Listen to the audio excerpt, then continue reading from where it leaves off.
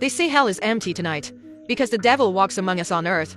One man, a monster in human form, stole 77 innocent lives, yet he was sentenced to a mere 21 years behind bars. The trial's verdict left the world in disbelief. Justice seemed lost. The film Norway 722 brings this chilling true story to life, even in the realm of cinema. Real surveillance footage captures the horror of that fateful day. His name was Breivik, a cold-blooded killer. In a hidden mountain shack, he crafted deadly bombs in secret. He packed the explosives tightly into a car, then drove straight to the heart of a government office building. He lit the fuse and walked away calm as a shadow. By the time security noticed something strange, it was far too late. The bomb roared to life, shattering every window outside the government offices in an instant. Flames erupted, chaos swallowing the streets. That single blast claimed 8 lives. Over 200 souls were left wounded, scarred forever. Police and paramedics raced to the scene, sirens piercing the air. But they had no idea a far greater nightmare was unfolding. The true massacre was only just beginning. Disguised in a police uniform, the murderer blended into the chaos. He sat calmly in his car, weapons hidden beside him. Then he drove 40 miles to a place called Utøya Island. Meanwhile, on that very island, a group of carefree students enjoyed a summer camp.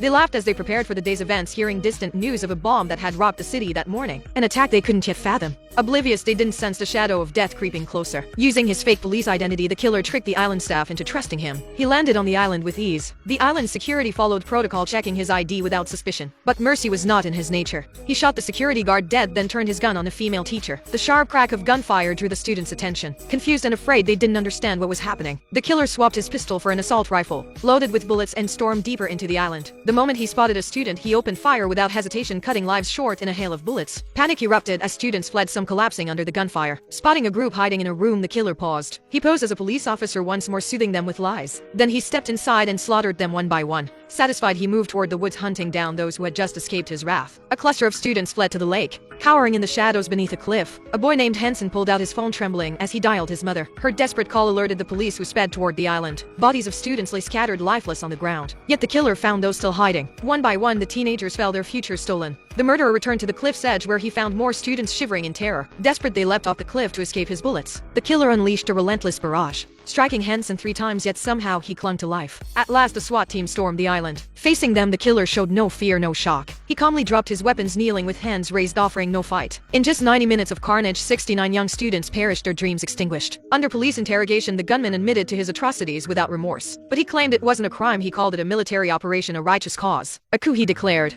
But he claimed it wasn't a crime. He called it a military operation, a righteous cause. A coup, he declared. He demanded a lawyer to defend his twisted ideals. And here's the maddening part.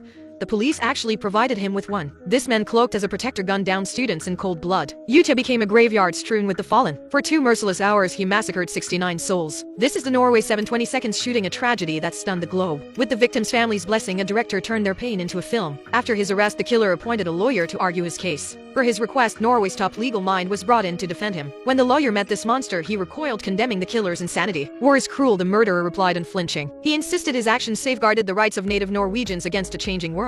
Though reluctant, the lawyer faced a moral bind. Everyone deserves a fair trial, no exceptions. It's the law's unshakable rule. Bound by duty and ethics, he agreed to defend the indefensible. In the interrogation room, the killer casually asked police to bandage his finger, a minor scratch from slaughtering students. He'd bruised it on shattered bone. The officers clenched their fists, seething with rage, but they had to comply. Protecting his safety was their legal obligation. Even monsters have rights. Later, the murderer faced the prime minister in a live interview, sipping coke and munching pizza as cameras rolled. His arrogance was sickening. The lawyer's investigation uncovered something chilling. The killer might be mentally unstable. He planned to use this as a defense to seek treatment, hoping to dodge prison entirely. A psychiatric report was even drafted, a document that could spare him jail time. This conclusion enraged the victims' families, who found it unbearable. Across the internet, outrage spread like wildfire. People demanded justice, not excuses. The public's fury was deafening. The prosecution fought back, demanding a new evaluation. Even the killer rejected the insanity plea. He refused to let his mission be dismissed as madness. He stood firm, proud of his actions. If mental illness became his shield, he'd lose his chance to speak. He wanted the courtroom as his stage, not a hospital. So he chose prison over silence, seizing his moment to address the world and justify his horror. In court, he saw himself as a soldier in a grand war, a warrior with a cause. "My actions," he boasted, "will awaken the world." He declared his goal openly: to purge Europe of immigrants, dismantling multiculturalism with blood. He hinted at accomplices lurking in the shadows, warning of a third attack yet to come. "Everything I've done," he said, "is to force the government to see its errors." The victims' families watched, stunned by his shameless self-defense. How could he stand there proclaiming innocence with such audacity? Why did this murderer have the right to claim he'd done no wrong? Yet the law granted him that voice. Until convicted, every soul has the right to defend themselves. It's a cornerstone no one can strip away. But in Norway's jury system, truth matters too. The prosecution urged surviving students to testify. Their stories could face down the killer's lies. A chance to fight back. Their words could sway the jury and judge alike. Yet the students' parents trembled, fearing their children would relive the trauma. The prosecution persisted, inviting every survivor to take the stand.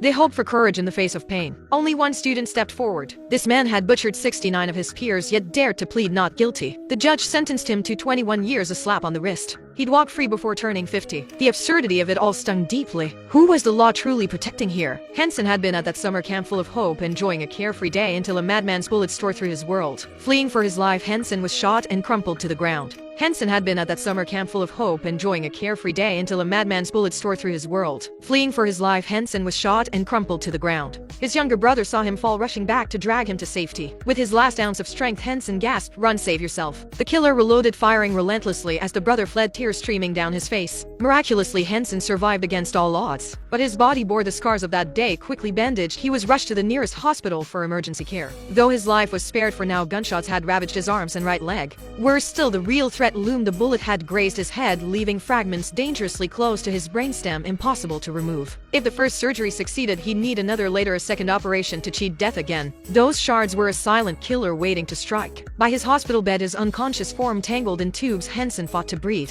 His mother, overwhelmed, broke down in sobs. She couldn't bear the sight of her broken son. Under the tireless care of doctors, Henson's stubborn will pulled him back from the brink. But waking brought agony beyond the physical. The massacre had carved a wound into his soul. Nightmares of that day haunted him relentlessly. Every night, Henson jolted awake, trapped in terror. Slowly, the healing Henson was allowed to return home. The house felt familiar, warm, and changed, but he was a stranger to himself now. To the world outside, he was a survivor, a living miracle. Yet beneath it all, who could grasp the torment tearing at his heart? One eye blind, forever a limp, dragging his every step, his hands numb, useless. What's the point of living like this? He wondered. With his family and friends rallying around him, Henson began a grueling journey to reclaim his life. He relearned to walk step by painful step. He taught himself to eat again, adjusting to a world seen through one eye. But the deepest pain lingered, shrapnel still lodged in his skull. A ticking bomb threatening his fragile existence. It could claim him any day. Gradually, Henson pieced together a semblance of normalcy. Then came a letter from the prosecution begging him to testify in court. At first, he recoiled from the idea, the memories too raw. But one day, he saw the killer's smug face on TV spouting nonsense. Fury ignited, he vowed to face him in court. On the stand, Henson recounted the slaughter with unflinching clarity, sharing the beauty lost that day and the enduring scars borne by every survivor. In the end, the judge handed down 21 years. In Norway, where death penalties don't exist, 21 years is the harshest sentence possible. It's no secret Norway's prisons are plush, almost luxurious, rivaling the comfort of a 3-star hotel. In such a place, will the killer ever feel remorse over 21 years? We can't know. But for the victims' families and survivors, this pain will echo through a lifetime.